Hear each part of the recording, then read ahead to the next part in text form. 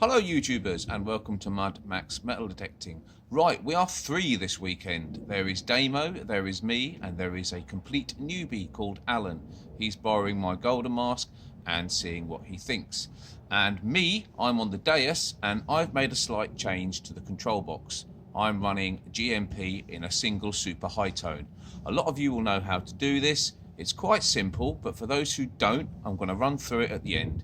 It's too windy to actually demonstrate it out here, but I will show you the tones and show you what's different about it at the end. I find it a really, really good all-rounder, especially good on grass and pasture. I love that single super high tone. So we'll have a look at that at the end, but first, here's the weekend's hunt.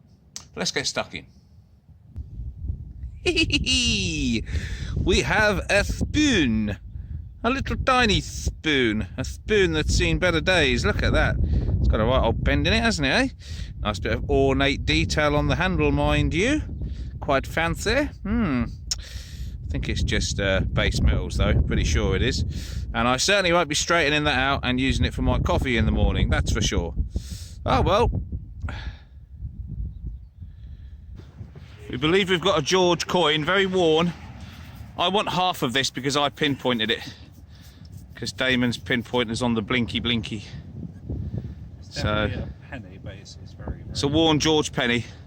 It's got to be a George. Yeah, it's got some schmooze on it. It's a bit of a smoothie. Oh well, it's a coin. It's a coin, it's a coin. Yeah, break it in half. Don't forget, I pinpointed it. Well done, mate. We're on the board. At least we got something. Okay, we just thought we'd show you these very, very quickly. These were what Damon had the other day at a club dig, and they're very, very nice. I think that's an ornate watch winder. I'm pretty sure that's an ornate watch winder. Probably would have gone on a little ring there, but that's lovely. Lovely detail on that. And second, a lovely, lovely Vicky sixpence. Is it a sixpence, Damo? Yeah, it is a sixpence. Look at that. That's lovely, isn't it? Turn her over. Look at the detail on that side. It's absolutely lovely. And you've had a sixpence before, haven't you? But yes. Not in that quality. No, and it was older. Yeah. Oh, not older. She was Victoria was older. Yeah. So that's an older coin and in much better condition. Yeah, that's beautiful. Well done, mate. I'm really glad you got something good off the club hunt. Well, Damon is actually working Damon's actually working along by the path at the moment, and it's paying off. He's actually by the roadside, just inside the field. This is very worn, but we're pretty sure that it is a Roman. It's got the rise in the middle there where it would be the bust. It's a grot, but it's a good sign. So keep going on that line, Damo, and best of British for something more.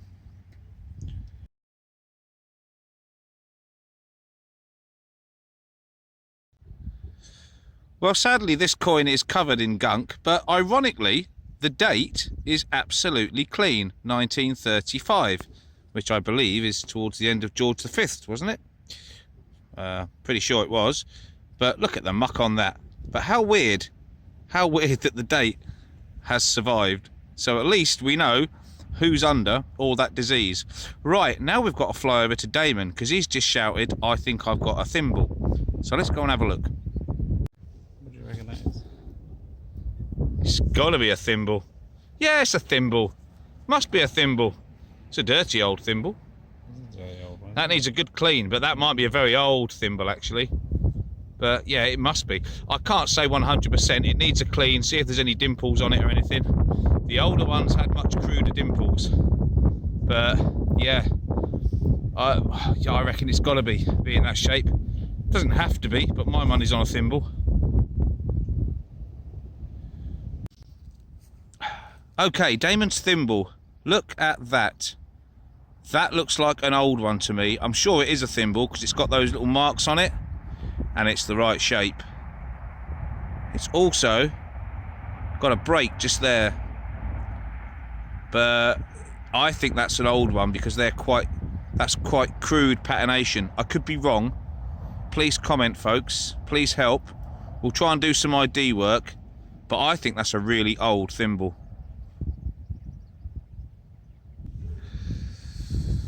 Well, well, well.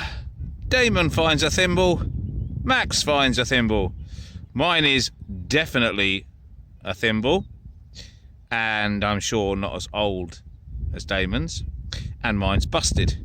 But nevertheless, it is a partifact. Part of an old thimble, part of an old artifact, the partifact. Well, with me needing glasses for near vision, you can imagine what that looked like at about 2 feet away when I was getting out of the hole. I think it's just a broken part of a watch, I think. Possibly an old watch face. But boy, oh boy, that looked very good for a short while. Heart in the mouth time. Back to reality.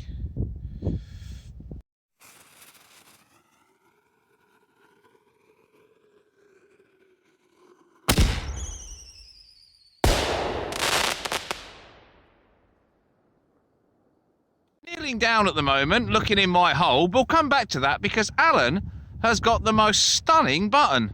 That is absolutely gorgeous. Let's give the kiddies at home a close-up of this beautiful button. Well, look at that. Look at that. Is that gold gilding? Oh boy, this wind. Still got the little piece on the back, look. Little tiny, well, I say tiny, it's not, it's big. That is a beautiful button. That's got some age to it. That is absolutely lovely. Well done, Alan. That is a corker. Hey, it's a widow head. Queen Victoria. Good afternoon, Mom. Thanks for popping up. Thanks for stopping by. I'm absolutely over the moon with that because I've not had a widow head for ages. This side is a bit bonkers, as you can see. That's going to take some cleaning, gently. I don't use water in the field on coppers anymore. I've found too many times that it washes off the patina and actually they're worse for it. So I'll do some cleaning of that at home and I'll let you see how it ends up. But that's a Victoria widow head and that has got me chuffed to bits.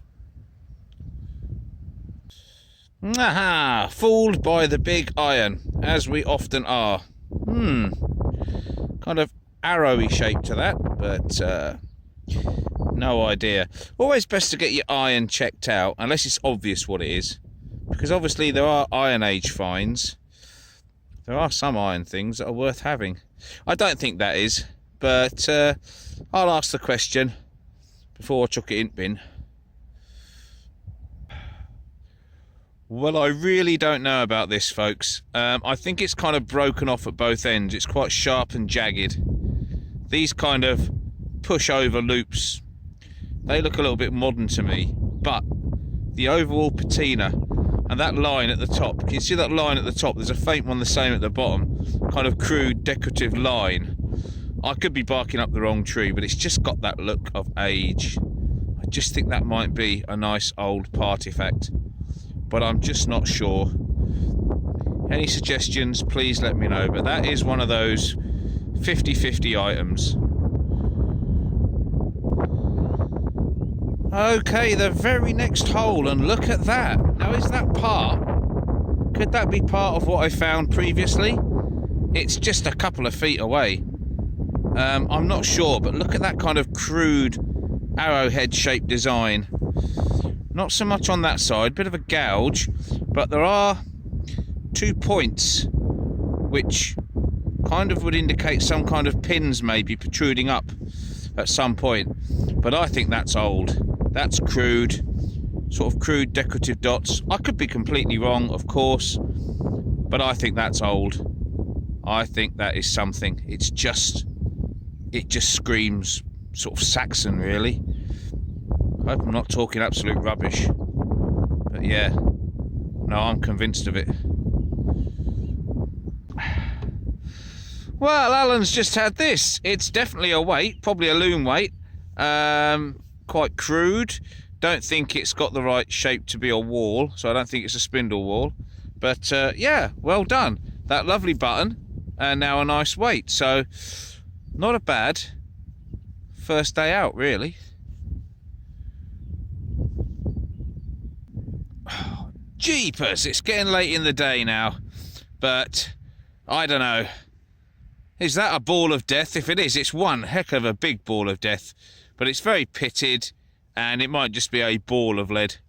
But if it did come out of a gun, then it was a big one, and it would have blooming hurt. God, weighs a fair old bit, I can tell you. Okay, so there we go. Nothing earth-shattering came up, but we had fun. And that's what metal detecting is all about, having fun. And Alan really seemed to enjoy the golden mask. Got a funny feeling he might be getting himself a new detector fairly soon. Right, let's have a look at what I did in here, how I changed it, and I'll let you hear it, and then it's up to you whether you feel it's something you want to try or not.